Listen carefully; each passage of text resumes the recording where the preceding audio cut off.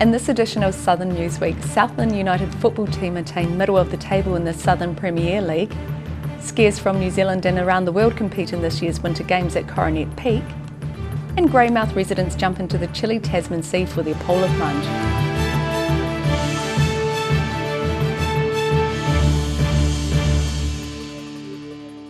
Hello and welcome to Southern Newsweek. I'm Melissa Barton. The Southland United football team played its last home game for the season in Invercargill last week. The team, who are new to the Southern Premier League this year, tied against the Queenstown Rovers at the ILT turf in Invercargill. Sharon Rees has more. Southland United football team take to their home turf for the last time this season against the white-shirted Queenstown Rovers.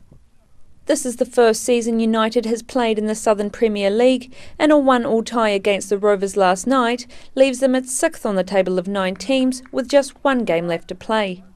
Middle table is, I think it's not what we want. We want to do much better next year. We want to be able to be more competitive and perhaps fight for the title. But this year was probably what was possible, and I think everyone is quite happy with what happened so far. Captain Attain Halley says the team has built a strong foundation for next season.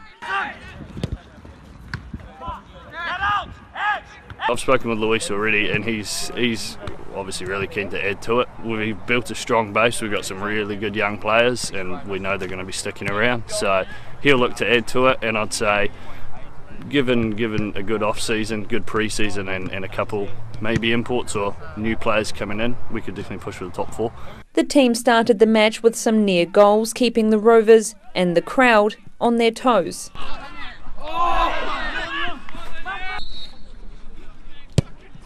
Good. And with both teams determined to take out the points, some disagreements were inevitable.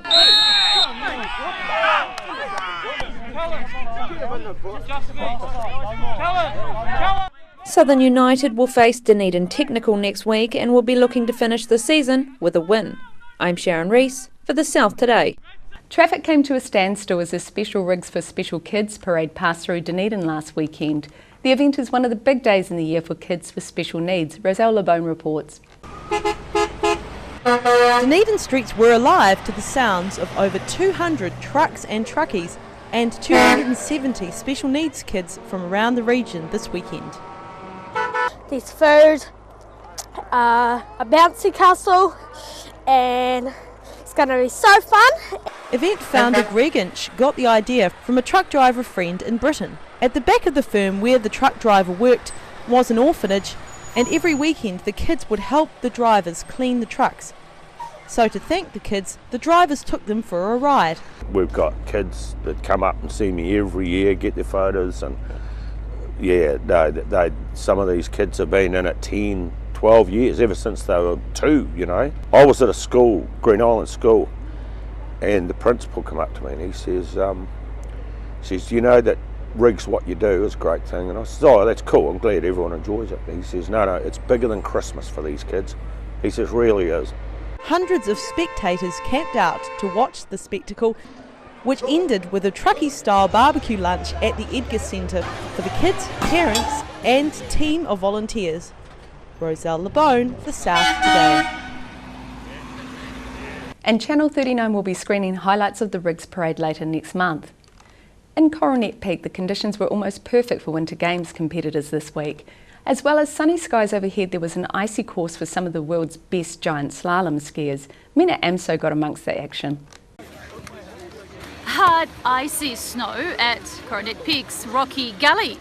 Just what giant slalom skiers enjoy. Luck wasn't on the side of young New Zealand skier Ben Lothan Gallagher. Out after the first run, but able to watch and see how he might improve. Well, it went okay. I was starting bib 80th, so I was near the back of the pack, and you need to get top 60 to qualify. So my run went well. I knocked off 17 bib numbers because it's kind of like a handicap, but I only came 63rd, so I just missed out on qualification even though it was a solid run. I'm trying to work on more solid upper body position, so I'm not a bit more stable on the ski, rather than, because if you look at all those guys, they're all very strong and able to keep their upper body in a really strong position. Willis Feasy was the fastest New Zealander for the day. I'm a little bit disappointed on how I performed today. I wasn't as quite good at skiing as I'd hoped. I don't think I achieved my goal. The competition's great. I'm loving the atmosphere. And Piera Hudson was the first New Zealander to compete in the giant slalom, but didn't quite make it to the top 3. She came 16th. It's a really competitive field at these winter games, which is awesome. The depth is great, and there's a lot of girls going for it. I probably gave the course a bit too much respect that run, so I left a bit of time on the hill. But yeah, this run it's all about second run charge and just having no regrets. For competitors from the Northern Hemisphere, the Games are providing snow conditions that are not available at home at this time of year. It's good to get winter snow because in Norway it's usually just too warm this time of year, and it's glaciers, so you don't get the same variation and the good hills that we get here. The Winter Games continue tomorrow on Coronet Peak and Cadrona Alpine Resort. Mina Amso, The South Today. A number of hardy greymouth people braved wintry seas last Sunday to take part in the annual polar plunge. The event is a fundraiser for the Life Education Trust, with one individual raising $1,000 alone. The icy Tasman Sea prompted squeals and shrieks from many of the 100 or so people who took part in the annual greymouth polar plunge. It was the 5th year the event has been run, and Westland Mayor Bruce Smith was among those taking part. That's awesome. What a temperature. It's warmer at Hokitika. Smith was joined by Greymouth Mayor Tony Cockshawn and a number of the local police force. Entrants were sponsored to take the plunge, often in fancy dress, although some brave souls opted for minimal clothing. Daryl Baser, The South Today. Still to come after the break, Invercargill celebrates the 50th anniversary of Burt Munro's world speed record, and the historic motor launch, the Elsie Evans, is one step closer towards taking paying passengers again.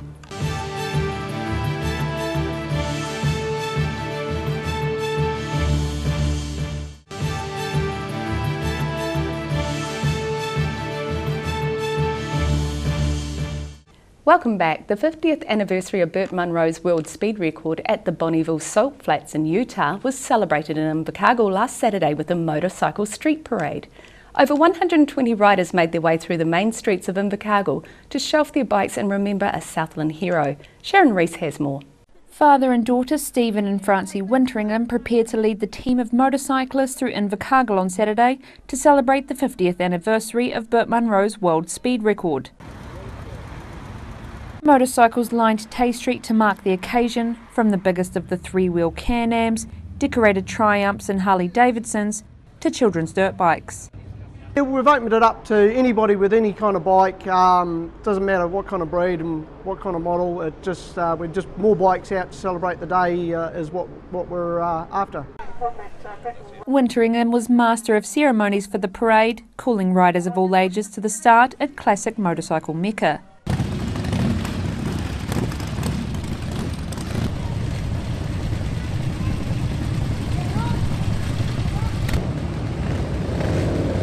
Riders began a slow but steady ride through the main streets of the city, with children trailing at the back of the pack, en route to the finishing point at E. Hayes & Sons hardware store. We thought we'd kick it off here and then work our way up to E. Hayes & Sons, which is where the Burt's original bike is stored and looked after by the Hayes family. At the end of the parade, riders and members of the public had a chance to check out the range of motorcycles involved. And while replicas of Munro's bike are often seen in public, the real McCoy was on display inside the hardware store. 50 years ago on Saturday, this bike was zooming across the Utah Salt Flats at 296 kilometres per hour, the original fastest Indian. I'm Sharon Rees for The South Today. The historic motor launch, the Elsie Evans, is one step closer towards taking paying passengers on the Otago Harbour. Earlier this week saw the boat being assessed by a visiting surveyor. The South Today went along for a look. There's 3 more people coming, they were allowed for that. Normally, you don't deliberately try and make a boat tip over on one side. But that is what the weight of these people and bags achieved to the 116-year-old former pilot launch, the Elsie Evans. The vessel has been lovingly restored in recent years in the hope that it will become an active passenger boat in Otago Harbour. Blenheim surveyor Philip Carey was on hand to survey the vessel to assess how many passengers could be safely taken on board. When the vessel rolls, her righting lever from the point of buoyancy to the point of gravity alter. And there's a rule, there's a formula that the boat has to be within. If it's too far, the boat's a very loose boat and it rolls a lot, like a beer bottle half full of water. If it's too short, it's a very stiff boat. Otago Harbour Ferry Incorporated Chairman Shem Sutherland was pleased with the results from the tilting test, as well as other surveying work done on the launch.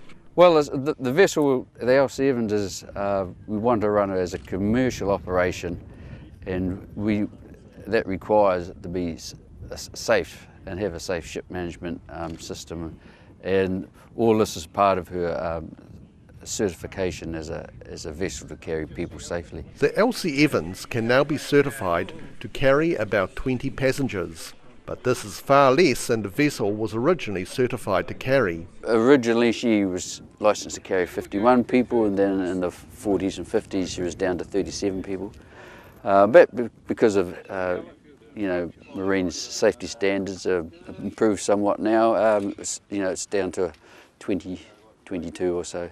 Several charities have helped with meeting the $5,600 price of this survey, and Sutherland says that after another survey of similar cost, this boat will be ready to carry paying passengers. Rudy Adrian, The South Today. End of year exam stress is building, but the good news is the Otago Polytechnic has the answer. It is running a room that provides a range of sensory experiences designed to soothe and calm. Roselle LeBone took some time out for a visit. These occupational therapy students might have found the key to de-stressing this exam season. They have transformed this room in the middle of a car park into an oasis. I'm Roselle LeBone, mastering the art of Zen here at the Otago Polytechnic Sensory Room, where I'm learning something as simple as blowing bubbles can make all the difference to your mental health. The room is open to all ages and all levels of stress. It's designed as a respite from the hectic outside world. It's from being on placement and seeing how these sensory things work with clients, and then thinking about the need that may be here with the students that have got anxiety. We had to write a project charter, so the whole project was over 3 months, I think. 3 months. So this is really just 1 week of action week where we actually exhibit all the things and have people here to try it out. The room is fitted with objects which evoke the senses, including vibrating mattresses and kinetic sand. It is a little bit weird, but it's quite enjoyable. A nice weighted dog and just like nice textural fabrics and like squeezy things. If you're looking to become a disciple of Zen, unfortunately the pressure is on.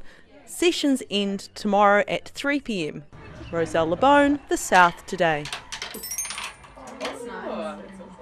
Last weekend in Ashburton saw around 30 gunmen in Wild West clothes testing their gun wrangling skills. The South Today took a look down the barrel. The National Wild Bunch Championships in Ashburton this weekend allowed pistol enthusiasts to dress up as cowboys and cowgirls to prove their gun handling skills. The event was held at the Ashburton Pistol Club's range, which has hosted championships on a number of previous occasions. Looking like they had stepped straight out of a Wild West movie, the shooters were tested on mock ranges set up to assess both distance and close-up shooting speed and accuracy. Rudy Adrian, The South Today. Still to come on Southern Newsweek, Oamaru hosts the annual schools cross-country races, and an Invercargill brewery launches its new heritage cider.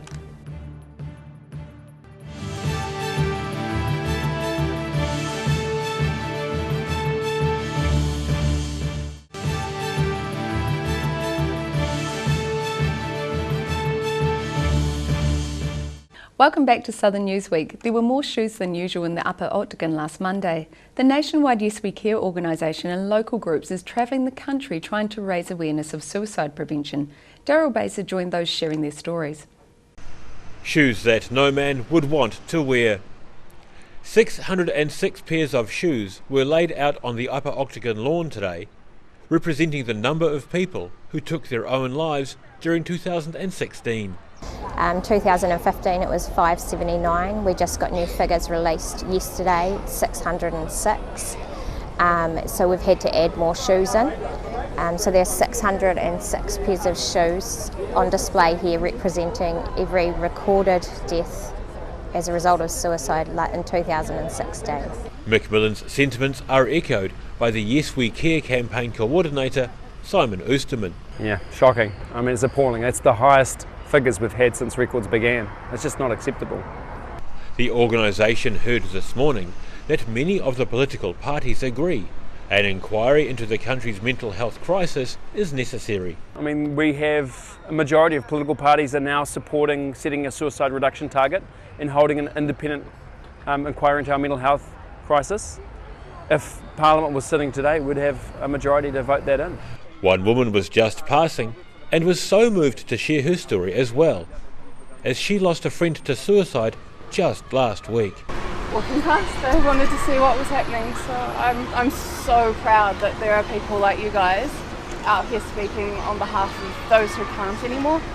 I'm so sorry to hear about your husband and so much strength for your family. It's a hard time, both being someone going through it and feeling like it's your only option and going to the health professionals and being told you're fine, you're well enough to go home, and then hearing the same to my friends and then they're gone. Many of the people who spoke today shared their stories of loved ones who took their own lives.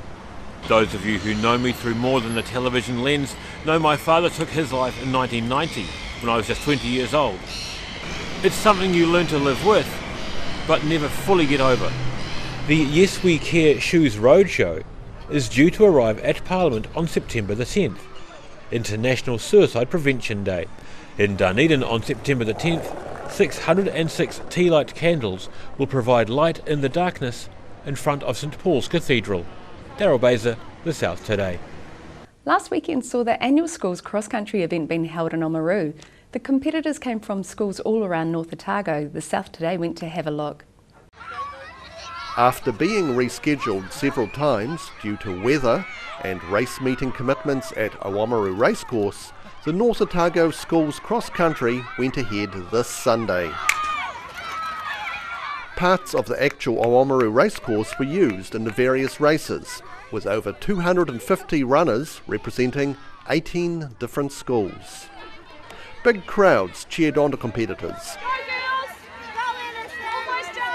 some of whom who had come from as far afield as Twizel. Rudy Adrian, The South Today. Dunedin Police Constable Jeremy Bose has resigned 4 months after he was convicted of criminal harassment. He was found guilty of stalking and threatening another Dunedin man over a number of years. The South Today looks at aspects of the case. After Jeremy Bose was found guilty of criminal harassment, his name was made public, but the court put a suppression order on what his job was. The University of Otago's Dean of Law Mark Hannigan expressed doubt that the court order would be effective. But unfortunately, in the small community these days, people still find out. So in one sense, I can understand why people say you can go through name suppression, but everyone knew anyway, and that's part of the problem. So with modern communication, it's pretty hard not to know. Almost every case that's involved name suppression in New Zealand, I must admit, you find out fairly quickly who it is. So in one sense, the theory of it's a good idea, but the practice is almost impossible in the digital age. And indeed, it was relatively easy to find Mr. Bose on the internet and deduce that he had, at least until recently, been a police constable. The South Today then took to the streets and asked people if they knew Jeremy Bose's occupation. The results were about 50-50. I can't remember actually, but I do remember reading about him. What job was it? Police. No idea. No idea. Haven't heard of it. I haven't a clue either who it is. Yeah, I know that he's a policeman. No. Yeah, he's a cop. Jeremy Bose's defence lawyer argued publishing his occupation could tarnish the reputation of the police. But Southern District Commander Superintendent Paul Basham said police never actually sought suppression for Bose. Superintendent Basham also wants to reassure the public that this kind of behaviour will never be condoned by himself nor the other good men and women who collectively make up the Southern Policing District. Rudy Adrian, The South Today. Tempers flared and questions were raised at a Dunedin City Council meeting on Tuesday over urban cycleways funding and what Mayor Dave Cole called an abusive email from Councillor Lee Vandervis. Roselle LeBone reports. Speaking via an intercom at a Dunedin City Council meeting yesterday, Councillor Lee Vandervis asked that a statement he called false, that the balance of Dunedin City Council urban cycleways funding was reallocated by NZTA to the one-way pair cycle project, was removed from the council minutes. We received your email on this, Councillor Vandervis, and despite its abusive nature, I took it seriously and asked the Chief Executive to confirm or not the veracity of the minutes, because it's important that they are right. This is about whether the minutes are correct or not. That is all it's about. Council Chief Executive Sue Bidrose says the bulk of the money has gone to the one-way pair, and Vandervis is right when he says NZTA was always going to fund the project. Mayor Dave Cole would not answer Vandervis's later question regarding what would happen to cycleway plans if it became obvious council could not meet NZTA funding deadlines. Is there anyone else that I can ask that question of? No, it's not appropriate in the context of this report. Can you move on to the next question, please? Bidrose says it is worth noting while money stayed in Dunedin, most of it is allocated to the one-way pair. A small portion has gone to other cycleway projects to improve their standard. Roselle LeBone, The South Today.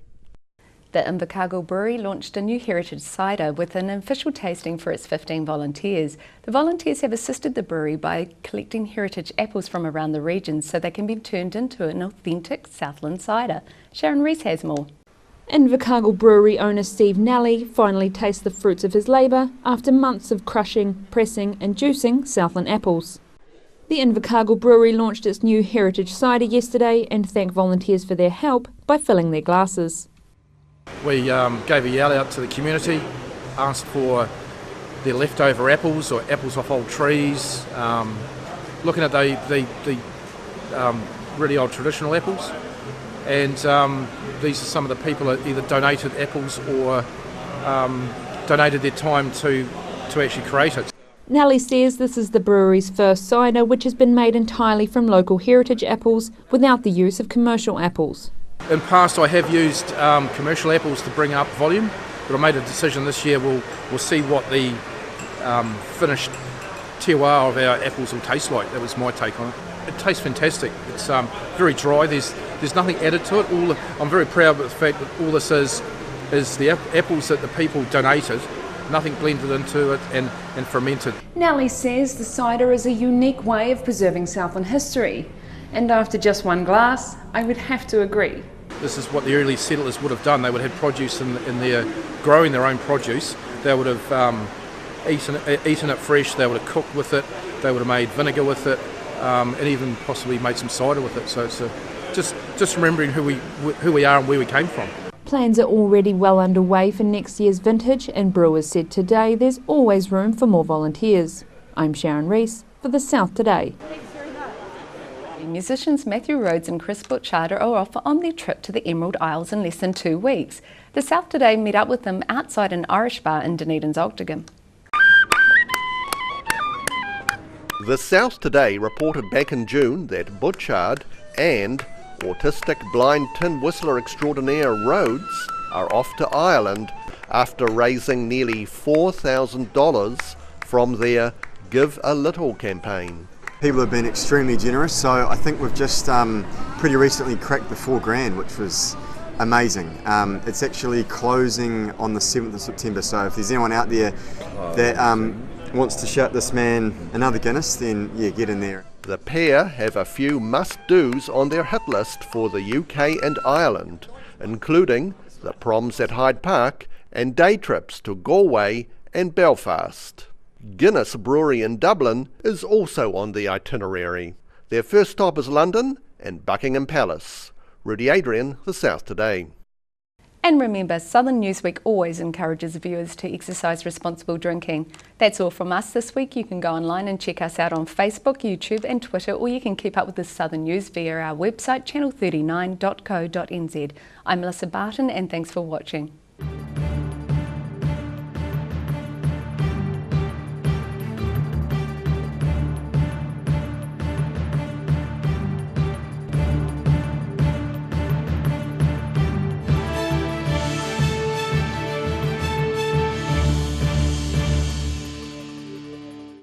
Supporting local content so you can see more of New Zealand on air.